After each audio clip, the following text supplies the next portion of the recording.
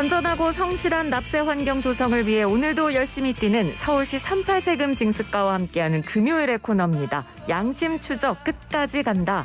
자, 오늘은 서울시 38 세금 징수과 주성호 조사관 전화 연결돼 있습니다. 조사관님 안녕하세요. 네, 안녕하세요. 서울시 38 세금 징수과 주성호입니다. 네, 반갑습니다. 네. 자, 저희가 오늘 준비한 이야기를 본격적으로 좀 나누기 전에 한 가지 청취자 여러분께 좀 알려주실 사항이 있다고 들었습니다. 네네. 며칠 전에 저희 서울시에서 올해 체납자들 중에서 공공기록정보 등록 대상자 분들한테 안내문을 발송을 했는데요. 네. 이게 안내문을 이제 저희들이 한국신용정보원에 이 체납 사실이 등록이 돼요. 네. 등록이 되면 이 불이익이 있으니까 꼭 좀 납부를 부탁드리려고 먼저 말씀을 좀 드립니다. 네. 지금 네. 불이익이라고 말씀을 해주셨는데 네. 어떤 불이익이 발생을 하는 겁니까? 이게 한국신용정보원에 체납정보가 등록이 되면 네. 7년 동안 이게 금융채무불이행자로 분류가 돼가지고요. 이 본인 명의 핸드폰 개통이라든지 대출이라든지 신용카드 발급이라든지 이런 것들에 대한 제약을 많이 받습니다. 그리고 이제 취업도 조금 영향을 미칠 수 있고요. 예. 7년이 또 이제 지난 뒤에 또 연장될 수도 있고 그러니까 이 장기간 지속되는 행정 제재니까 꼭 좀 납부를 부탁드리겠습니다. 네. 대상자가 몇 명 정도 됩니까? 요번에 저희들이 안내문 보내드린 인원이 1993명이거든요. 네. 네, 이번에 공공기록정보 등록 대상 1745명하고, 고액연봉자 248명 포함해가지고요. 예. 1993명이, 이번에 대상자이고요. 이번에 이 안내문 보낼 때 네. 같이 현재 서울시하고 25개 자치구에 6,170원짜리 주민세 그런 체납 고지서들도 한꺼번에 보냈거든요. 네. 그래서 이번에 신용정보 등록 대상이 되는 분이라든지 아니면 깜빡하고 세금을 못 내신 분들 이번에 5월 31일까지 월요일까지니까요. 꼭 좀 납부를 부탁드리겠습니다. 네. 5월 31일이니까 다다음 주 월요일입니다. 예, 기간이 일주일 조금 더 넘게 남았으니까요. 혹시 해당되는 분들이 계시다면 꼭 잊지 마시고 납부를 좀 부탁드리고요. 자, 이제 본격적으로 오늘 주제로 넘어가 보겠습니다. 이 서울시 38 세금 징수과가 최근에 가장 이슈가 됐던 부분이 바로 이 가상화폐 압류건이었는데요. 예. 사실 저희 프로그램에서도 이 가상화폐 이야기를 정말 많이 하는데 가상화폐는 사실 눈에 안 보이는 자금이잖아요. 이게 어떻게 압류가 가능한 건지 우선 좀 궁금합니다. 가상화폐 요즘 핫 이슈인데요. 네. 공식적 용어로는 특정금융정보법상 가상자산이라고 저희들이 표현을 하는데요. 네.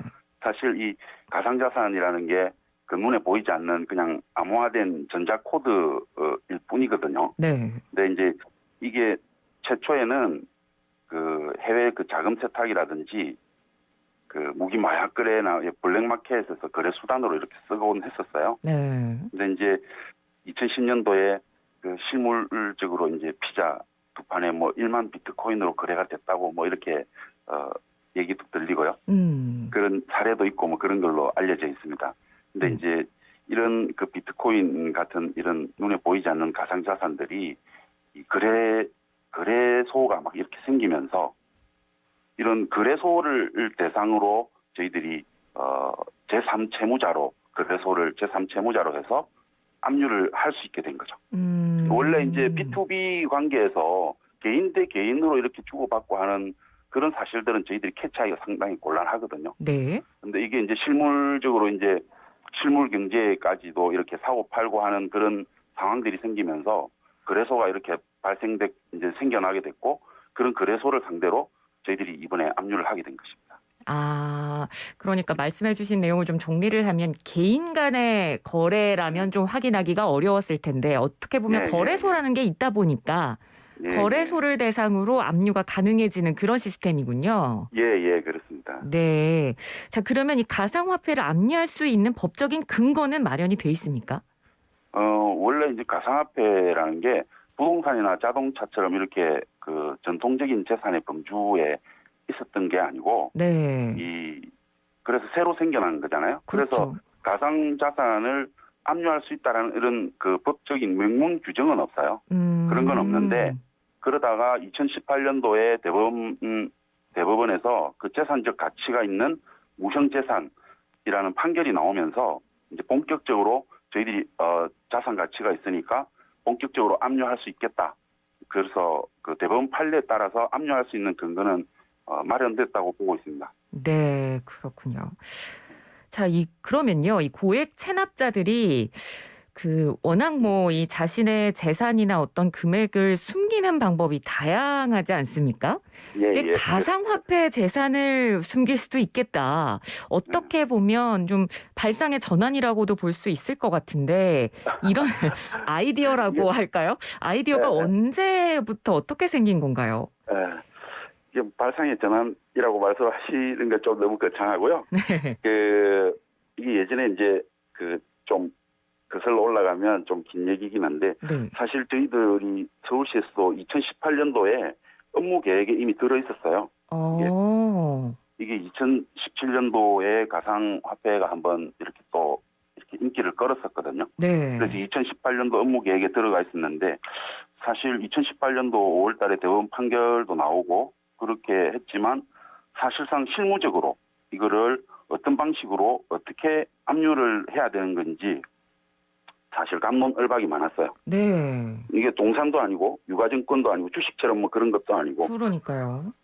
그러니까 이게 또 그 가상자산이 블록체인 기술을 이용을 해가지고 그 블록체인 내에 있는 사람들한테만 이렇게 배타적이고 독립적으로 이렇게 보유하는 그런 전자코드라서 네. 이게 서로 이게 압류를 이렇게 할 수 있는 어떤 그런 제3 채무자가 있는 건지 이런 것조차 의문스러웠거든요. 네네. 그러다가 2020년도 3월 달에 특정금융정보법이 이제 개정되면서 가상자산이라는 그 공식적인 용어도 등장을 하고 개념도 조금 설정이 되고 그러면서 이제 압류를 하게 된 거죠. 그렇군요. 그럼 지금까지 적발된 사례가 총 몇 건이고 그중에 얼마 정도가 그러면 납부가 됐습니까?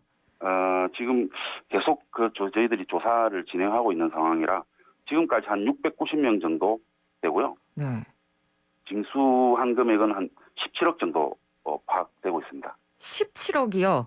예. 네. 그럼 17억을 지금까지 그분들은 안 내신 거네요? 그렇습니다. 참 상상할 수도 없는 금액인데. 자, 이번에 좀 눈에 띄는 사례를 제가 보니까 3년 넘게 10억을 넘게 이제 지방소득세를 안 낸 분이 병원장인데 이 가상화폐 압류를 하니까 스스로 찾아와서 이 체납된 세금을 전부 다 냈다더라. 뭐 이런 얘기가 있던데 사실인가요? 네, 맞습니다. 이분이 병원장님이신데 체납액이 한 10억 정도 됐어요. 근데 이제 저희들이 조사를 해보니까 가상자산이 125억이 있었던 거죠. 예. 근데 어마어마한 금액이잖아요. 근데 체납세금에 비해서 10배 넘는 금액을 가상자산으로 가지고 있는데도 납부를 안 하시고 있다가 이번에 이제 압류가 되니까 5억 8천만 원 정도는 바로 납부를 하시고 바로요? 나머지 금액은 바로 납부를 하셨고요. 그다음에 나머지 금액에 대해서는 담보를 제공을 해가지고 저희들이 이제 지방세 채권은 다 확보를 한 상태입니다. 그리고 또 재미난 사례가 하나 있는데요. 그거는 이제 체납세금은 한 300만 원 정도였고요. 근데 저희들 조사하니까 이 체납세금이 2천만 원인데 가상자산이 300만 원 있었어요. 근데 이분이 이 가상자산 300만 원이 1년만 기다려주면 3천만 원이 될 거니까 1년만 기다려달라. 그러면 체납세금 2천만 원을 돌려주고도 나한테 돌려줄 게 있을 거다. 이렇게 이제 말씀하시는 분도 계시고 그랬어요. 그러니까 지금 나한테 가상자산이 300만 원이 있는데 1년만 더 있으면 이게 3천만 원 될 거니까 그중에서 이제 체납세금 2천만 원 내면 나한테 또 1천만 원이 남으니 1년만 좀 기다려주면 안 되겠냐 이렇게 얘기를 하셨다고요? 그렇죠. 정말 다양한 사례들이 많은 것 같습니다. 자, 저희가 뭐 앞으로 이 시간을 통해서 계속 다양한 사례들을 통해서 이제 뭐 납세 의무나 여러 가지에 대해서 정보나 이런 사례들을 알려드릴 건데, 네네. 끝으로 뭐 네. 이번 가상화폐 압류건이 지자체 중에 서울시가 가장 처음이라는 게 의미가 크긴 하지만 네네. 가상화폐라는 특성 때문에 좀 어려운 점도 있으실 것 같거든요. 끝으로 좀 한마디 부탁드릴게요. 그렇죠. 이게 지금 거래소 입장에서 이게 제3 채무자인데 네. 사실 개인 그분들 입장에서는 고객이잖아요. 고객 자료를 또 이렇게 함부로 또 주는 게 또 부담스러운 그런 부분들도 있었는데 예. 사실 그 협조를 해준 대부분은 다 협조를 했는데 또 협조를 또 안 해주시는 그런 분들도 계시고 네. 그분들한테 또 일일이 또 설명을 해드려야 되고 관련 법령도 또 안내를 하고 뭐 이렇게 해야 되니까 그런 부분들이 사실 좀 힘들었죠. 네. 네. 그렇군요. 알겠습니다. 오늘 말씀은 여기까지 듣도록 하겠습니다. 고맙습니다. 네, 고맙습니다. 네, 지금까지 서울시 38세금징수과의 주성호 조사관이었습니다.